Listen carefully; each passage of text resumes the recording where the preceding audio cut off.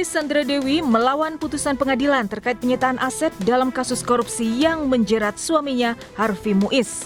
Melalui gugatan ke Pengadilan Negeri Jakarta Pusat, Sandra Dewi meminta asetnya dikembalikan, yaitu berupa 88 tas mewah, 2 apartemen, deposito 33 miliar, dan sejumlah logam mulia. Dalam gugatannya, Sandra Dewi beralasan 88 tas mewah itu merupakan hasil endorsement sejak ia menjadi artis pada 2004, sehingga tidak terkait dengan korupsi suaminya. Sandra Dewi juga mengklaim memiliki perjanjian pisah harta pada 2016 sebelum ia menikahi Harvey Muiz. Terkait permintaan Sandra Dewi, Kejaksaan Agung menyatakan siap menghadapi gugatan Sandra Dewi. Yang jelas penuntut umum siap untuk menjawab dan menerangkan apa-apa saja terhadap permohonan keberatan yang diajukan oleh saudara Sandra Dewi. Suami Sandra Dewi, Harvey Muiz, divonis 20 tahun penjara dalam kasus korupsi tata niaga timah dan TPPU senilai 420 miliar rupiah. Seluruh asetnya disita, termasuk tas mewah milik istrinya, mobil mewah, apartemen, dan deposito. Tim Liputan iNews melaporkan. Ya, sementara itu Nadiem Makarim, mantan Mendikbudristek, diperiksa oleh penyidik Jampitsus Kejagung RI kemarin. Nadiem diperiksa sebagai saksi untuk tersangka lainnya terkait kasus dugaan korupsi laptop.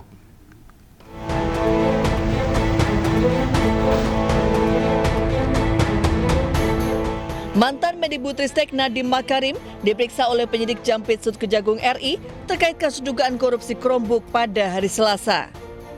Nadiem diperiksa sebagai saksi untuk tersangka lainnya di Kejari, Jakarta Selatan. Menurut Kapus Penkum Kejagung RI, Anang Supriyatna, pemeriksaan Nadiem dilakukan di Kejari, Jakarta Selatan, dekat rutan tempat Nadiem ditahan karena Nadiem dalam proses pemulihan pasca operasi. Yang bersangkutan diperiksa untuk dimintai keterangan sebagai saksi untuk tersangka lainnya. Kenapa dipiksus, Pak? Kenapa di Kejari? Kan rutannya di sana. Terus yang kedua juga secara ini maksudnya baru sembuh dari kesehatan operasi supaya tidak terlalu jauh. Penyidik terus mendalami bukti-bukti untuk memperkuat berkas perkara dan mengembangkan penyidikan terhadap pihak-pihak lain yang diduga terlibat dalam proyek pengadaan Chromebook di Kemendikbudristek periode 2019-2022. Pemirsa, perburuan terhadap buronan kakap Riza Khalid memasuki babak baru yang lebih agresif oleh Kejaksaan Agung.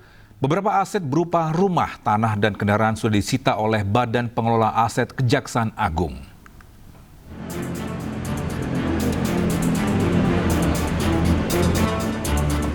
Kejaksaan Agung telah memindahkan kendaraan sitaan Muhammad Riza Khalid, tersangka kasus dugaan korupsi tata kelola minyak mentah dan produk kilang Pertamina periode 2018 hingga 2023.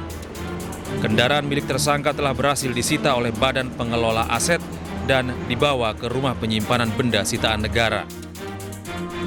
Selain kendaraan, penyidik juga telah menyita rumah milik anak Riza Khalid di daerah Hang Lekir, Jakarta, dan sebuah tanah seluas 3.000 meter di Bogor.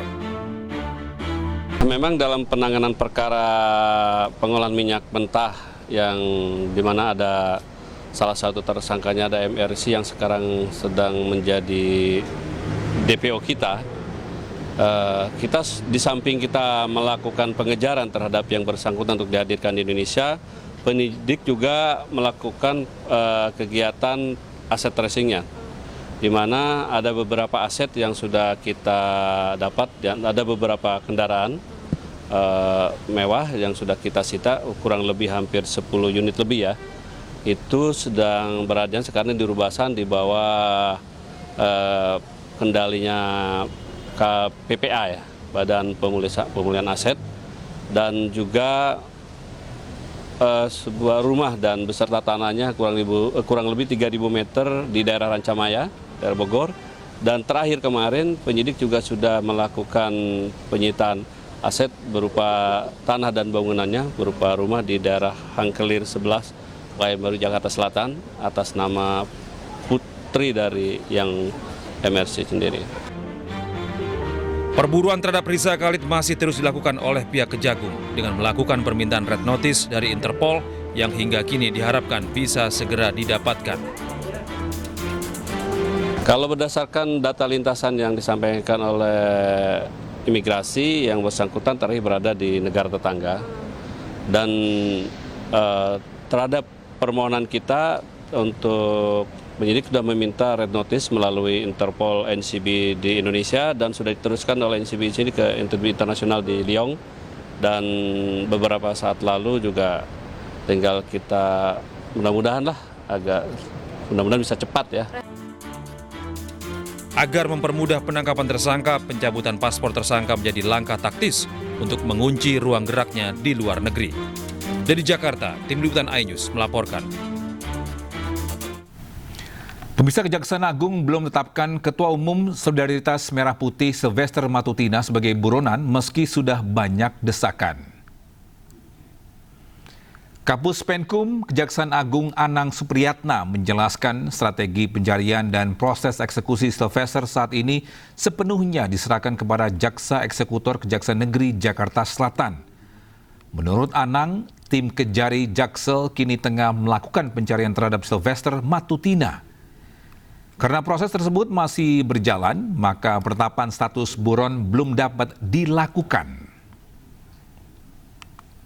Prinsipnya kita jaksa eksekutor di Kejaksaan Negeri Jakarta Selatan sedang mencari yang bersangkutan, dan mereka juga sudah mengambil langkah-langkah hukum nantinya. Itu strategi mereka dan kita tunggu, lihat aja nanti. Ya, sidang mediasi gugatan citizen lawsuit dugaan ijazah palsu Presiden ke-7 Republik Indonesia Joko Widodo kembali digelar di Pengadilan Negeri Solo Selasa. Ya, dalam sidang mediasi kedua tersebut, semua prinsipal tergugat yaitu Jokowi, Rektor UGM Ova Emilia, dan Wakil Rektor UGM Wening tidak hadir. Padahal mediator telah meminta agar sidang mediasi bisa dihadiri semua prinsipal. Sementara itu, prinsipal penggugat Top Taufan dan Bangun Sutoto hadir bersama kuasa hukumnya. Terkait hal itu, mediator akan mencoba memanggil sekali lagi para prinsipal untuk bisa hadir sidang mediasi ketiga pekan depan. Meskipun kuasa hukum Jokowi menegaskan bahwa kliennya tidak akan menghadiri sidang mediasi baik daring maupun luring. CLS, maka Pak Jokowi sangat-sangat keberatan untuk memenuhi tuntutan tersebut dan tidak akan hadir dalam proses mediasi baik secara luring maupun secara daring sebagaimana yang telah kami sampaikan kepada bahwa mediasi itu wajib menghadirkan prinsipal, itu yang harus dipahami. Jadi kalau prinsipal tidak hadir ya berarti dia tidak menghormati. Karena tidak menghormati ya berarti bisa dipastikan kemungkinan besar apa yang kami inginkan tentang ijazah itu tidak akan pernah terwujud ya. Dan sesuai dengan pernyataan awal ketika kami memasuki ruang pengadilan tadi, kami mengatakan kemungkinan besar